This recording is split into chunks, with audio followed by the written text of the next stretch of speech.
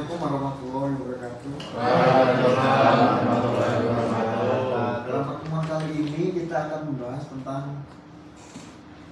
arsitektur basis data. Apalah itu?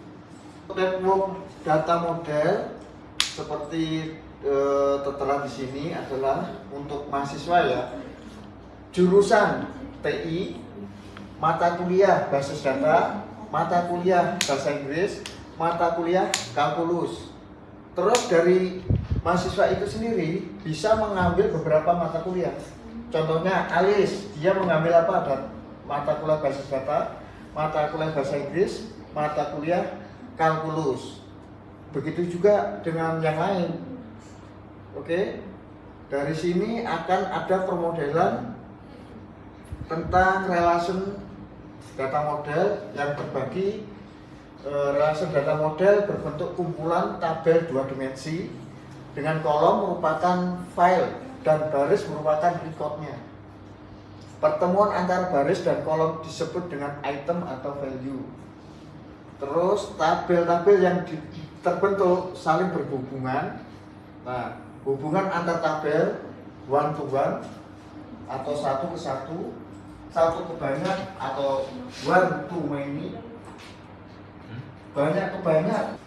Untuk hierarki data model dari development, employer, child atau office memungkinkan banyak terjadi pengulangan data karena setiap simbol hanya dapat memiliki satu parent.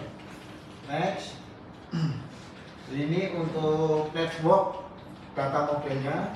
Pada network data model ini terdapat sekumpulan pemilik atau anggota. Orang tua pada hierarki model berperan sebagai pemilik pada network modelnya itu sendiri, sedangkan anak pada hierarki model ini berperan sebagai anggota atau network model.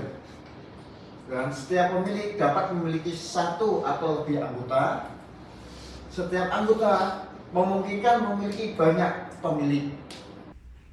Untuk arsitektur basis data itu sendiri tiga level. Yang pertama view atau external schema. Yang kedua konseptual schema, yang mana konseptual schema ini mendefinisikan data yang tersimpan dalam database berupa entitas beserta relasi-relasinya. Physical schema ini menjelaskan bagaimana detail penyimpanan data itu sendiri. Contohnya relation disimpan dalam bentuk apa? Bentukannya unordered file. Dalam DBMS itu ada dua, data definition language atau DDL, data manipulation language atau DML. Nah, sini juga dijelaskan apa itu model data itu sendiri. Ini merupakan konsep model data untuk menjelaskan struktur basis data itu sendiri. Ada beberapa macam model yang digunakan dalam basis data, contohnya hierarki data model, network data model, relation data model. Untuk hierarki data model itu bisa disebut dengan model pohon karena serupa pohon terbalik. Terus menggunakan pola berhubungan antara orang tua, parent, dan anak atau child. Setiap orang tua dapat memiliki satu anak atau lebih, setiap anak hanya memiliki satu parent. Data model. Nah, relasi data model itu berbentuk kumpulan tabel dua dimensi dengan kolom merupakan file dan baris merupakan record. Langkah-langkah untuk pembuatan basis data. Yang pertama, kita menganalisis kebutuhan. Kedua, desain basis data konseptual. Terus yang ketiga, desain basis data logika. Yang keempat, penghalusan skema. Yang kelima, desain basis data fisik. Nah, terus yang keenam, desain aplikasi sekuritas. Terus yang keenam, desain aplikasi dan sekuritas. Analisis kebutuhan ini merupakan langkah awal untuk mendesain database. Setiap tahap ini semua kebutuhan user terhadap database harus didapatkan secara detail, seperti contoh laporan atau informasi apa yang diinginkan. Yang kedua, data apa yang disimpan dalam database itu sendiri. Yang ketiga, aplikasi apa yang akan dibangun. Terus operasi apa aja yang akan sering dilakukan. Batasan-batasan apa yang diperlukan. Terus untuk menganalisis kebutuhan itu sendiri dapat dilakukan dengan diskusi atau wawancara dengan pengguna. Untuk mendesain basis data konseptualnya itu satu, membuat ER model berdasarkan hasil analisis kebutuhan. Terus kedua, ER model yang merupakan salah satu contoh desain model data itu sendiri. Yang ketiga, tujuan untuk membuat deskripsi yang lebih simpel terhadap data dengan pemahaman user dan developer itu sendiri. Yang ketiga, desain basis data logikal itu merupakan mengkonversi hasil desain basis data konseptual dalam skema basis data pada DBMS atau mengubah skema ke dalam database relasional. Proses keempat, penghalusan skema, yaitu bertujuan untuk menganalisis skema basis data relation dan mengidentifikasi masalah-masalah yang mungkin memunculkan serta perbaikannya. Menghaluskan skema dilakukan dengan cara normalisasi.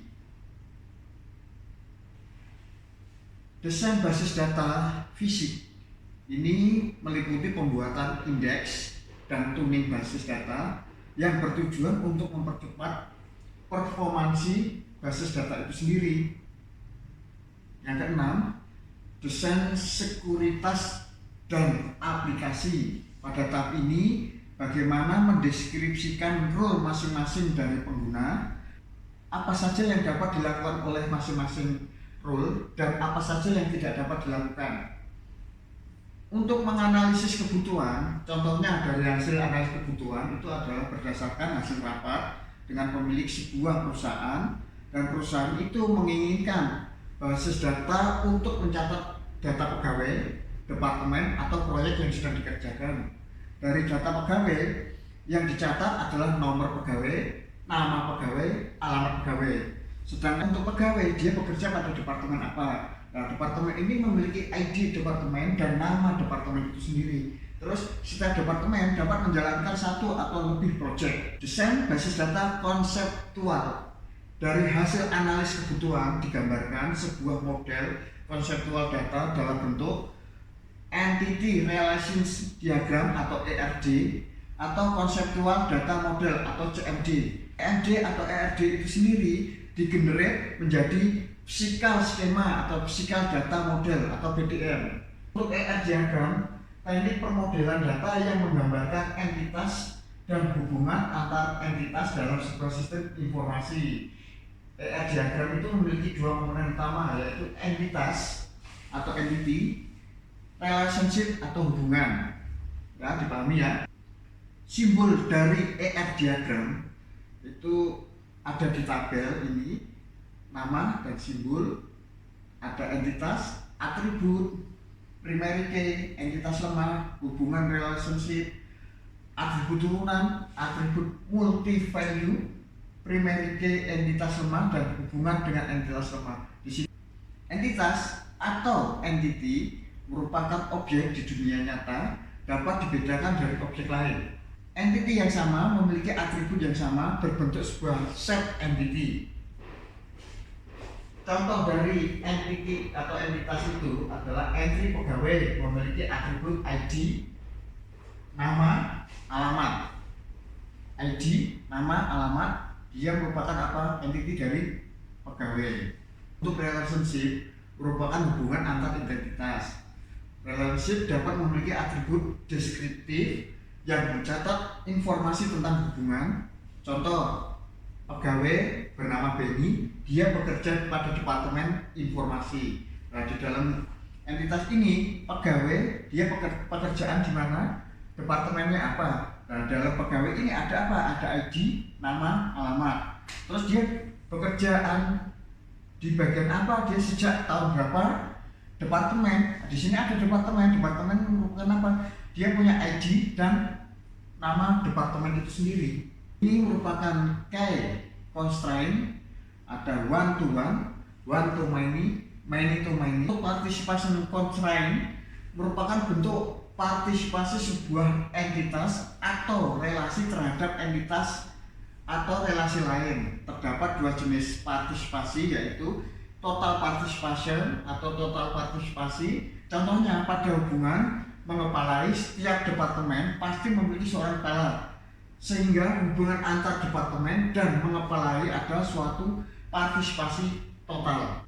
Sedangkan tidak semua karyawan mengepalai departemen, sehingga hubungan antar karyawan dan mengepalai adalah partisipasi parsial. Ini merupakan contoh dari partisipasi constraint-nya.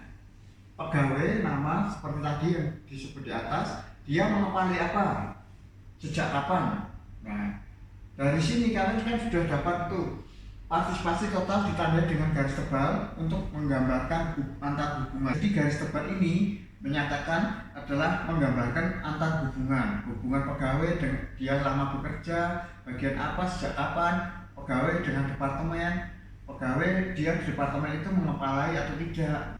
Demikian pertemuan kali ini, kita lanjut nanti pertemuan berikutnya. Nanti kita langsung intens, langsung kita bagaimana cara membuat sebuah basis data dengan relationship-nya, bahkan nanti kita menghubungkan antar relationship-nya itu sendiri.